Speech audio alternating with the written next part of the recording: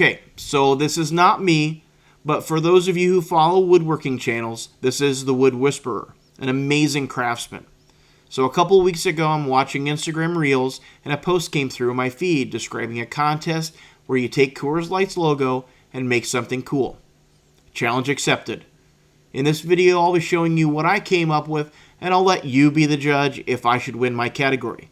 Now, truth be told, my category is only worth $10. But if you watch the whole video, I suspect you'll determine that I spent way more than $10.